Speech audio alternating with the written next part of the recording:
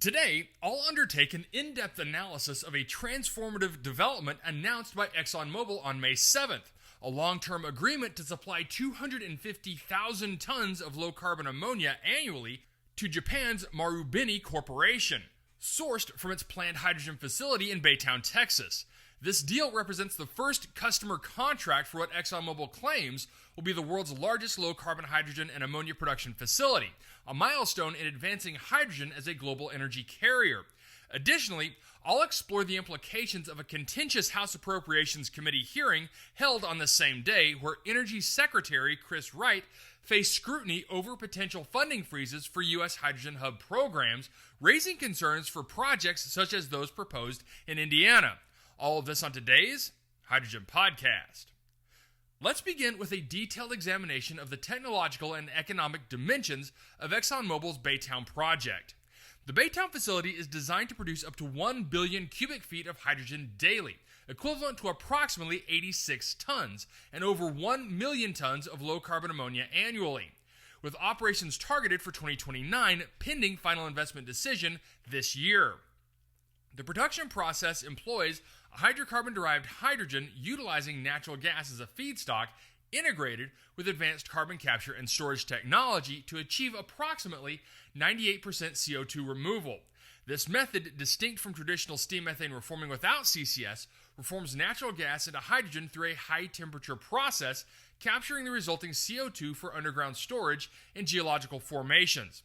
The hydrogen is then combined with nitrogen supplied by Air Liquide in the Haber-Bosch process to produce ammonia, a versatile hydrogen carrier suitable for industrial applications and power generation.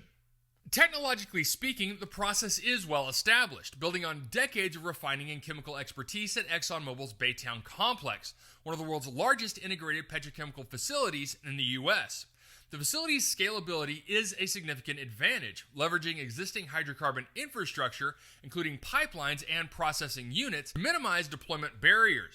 ExxonMobil's acquisition of Denbury Resources in 2023 for $5 billion provides access to 1,300 miles of CO2 pipeline, facilitating efficient CO2 transport and storage across the Gulf Coast. The project's environmental performance is notable.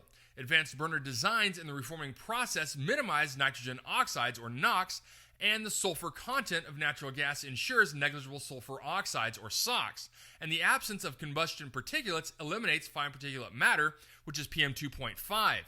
The CCS component requires energy for CO2 compression and injection, but this is offset by operational efficiencies and Air Liquide's supply of 9,000 tons of oxygen and 6,500 tons of nitrogen daily, optimizing ammonia synthesis. Challenges include the high capital intensity of CCS infrastructure and the need for long-term CO2 storage integrity, though ExxonMobil's expertise is evidenced by its 6 CCS contracts managing 16 million tons of CO2 annually for clients like CF Industries and Nucor. Technological risks, such as equipment reliability under high-throughput conditions, are mitigated by partnerships with industry leaders like Air Liquide and Mitsubishi Heavy Industries, which holds a stake in the project.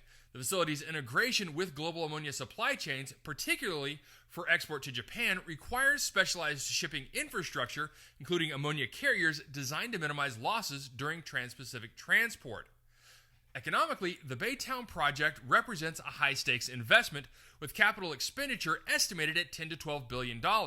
This is based on benchmarks from similar-scale hydrogen projects, such as TotalEnergies' $16 billion electrolysis facility in Chile.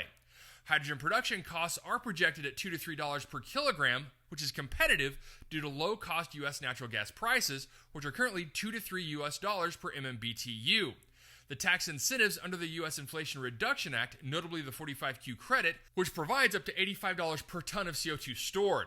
Ammonia production, including synthesis and transport, costs $600 to $800 per ton, aligning with the global ammonia market pricing, valued at $80 billion in 2024 and projected to grow at 4% annually through 2030. The Marubeni agreement supplying ammonia to Kobe Steel's Kobe Power Plant ensures a stable revenue stream, with Japan's ammonia demand for power and industrial applications expected to increase by 10% annually, driven by energy transition policies. The deal's export focus introduces economic complexities, including shipping costs of 50 cents to $1 per kilogram for trans-Pacific routes, and currency fluctuation risks, particularly the US dollar to Japan yen volatility, which has fluctuated 5 to 10% annually. ExxonMobil's $464 billion market cap and diversified portfolio provide financial resilience, mitigating risks associated with the project's 10 to 15-year payback period. The facility is expected to create thousands of jobs, construction roles during the 2025 to 2029 build-out, and permanent operational positions, bolstering the Texas economy and supporting U.S. energy trade with Japan, which is a key ally. Investment risks include potential oversupply in the ammonia market, which could depress prices to $500 per ton, and regulatory delays as ExxonMobil emphasizes the need for supportive government policies to finalize its investment decision this year. And what could be the impact of the House Appropriations Committee hearing? The May 7th hearing before the House Appropriations Subcommittee on Energy and Water Development, chaired by Representative David Wasserman Schultz, exposed significant tensions over the DOE's fiscal year 2026 budget, which requests $45.1 billion, or a 9% reduction from the 2025 budget, with over $15 billion in clean energy funding, including hydrogen initiatives, targeted for elimination. Democratic lawmakers accused Energy Secretary Chris Wright of freezing $67 billion in congressionally approved funds, specifically citing the DOE's $8 billion Regional Clean Hydrogen Hubs program, which supports 7 hubs across the U.S., including the Midwest Hydrogen Hub in Indiana, projected to create 12,000 jobs and leverage $2.2 billion in 2024 commitments. Representative Frank Mervan, representing Northwest Indiana, pressed Wright on the hub's economic importance, warning that funding delays could disrupt partnerships with energy stakeholders like BP and Constellation Energy, which are developing electrolysis-based hydrogen projects. Wright defended the administration's approach, denying outright cancellations and asserting that all invoices for hydrogen projects had been paid, though funds rescinded as of May 7th. He described a thoughtful, thorough, and deliberate review of hub projects, comparing it to private sector due diligence, and projected completion by summer of this year, potentially releasing $1 to $2 billion for hubs like Indiana's. However, Democrats, including Representative Marcy Kaptur, expressed concerns about legal violations under the Impoundment Control Act, arguing that withholding funds undermines congressional intent and jeopardies uncertainty for private investors who contribute 70 to 80% of hub capex. Wright countered that the review aims to optimize taxpayer value, citing inefficiencies in some clean energy programs, but acknowledged hydrogen's role in industrial applications, aligning with ExxonMobil's ammonia focus. For hydrogen hubs, this funding uncertainty introduces significant risks. Delays in dispersing $2.2 billion in 2024 commitments could stall construction, increase borrowing costs for private partners, and deter institutional investors such as private equity funds, which rely on federal grants to de-risk projects. Indiana's hub, targeting 50,000 to 100,000 tons of hydrogen annually via grid-powered and nuclear-powered electrolysis, faces heightened uncertainty, potentially delaying job creation and economic multipliers. In contrast, ExxonMobil's Baytown project, entirely privately funded, is insulated from these DOE budget cuts, highlighting a strategic advantage for corporate-led initiatives. The facility's reliance on 45Q tax credits and state-level incentives in Texas, rather than hub grants, ensures financial stability. The Wright's emphasis on regulatory support as a prerequisite for ExxonMobil's final investment decision underscores the broader policy environment's importance. The hearing's fallout suggests a potential shift towards private sector dominance in U.S. hydrogen development, with hubs like Indiana's facing a critical juncture until funding clarity emerges mid-2025. ExxonMobil's deal positions hydrocarbon-derived hydrogen with CCS as a scalable, cost-competitive bridge to global hydrogen markets, leveraging ammonia as a carrier for industrial and power applications.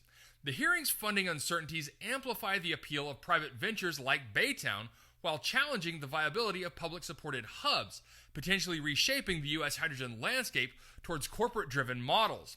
This development elevates ammonia's role in global energy trade, challenging renewable-powered electrolysis by offering lower costs and established infrastructure, but underscores the need for stable policy frameworks to sustain broader hydrogen adoption.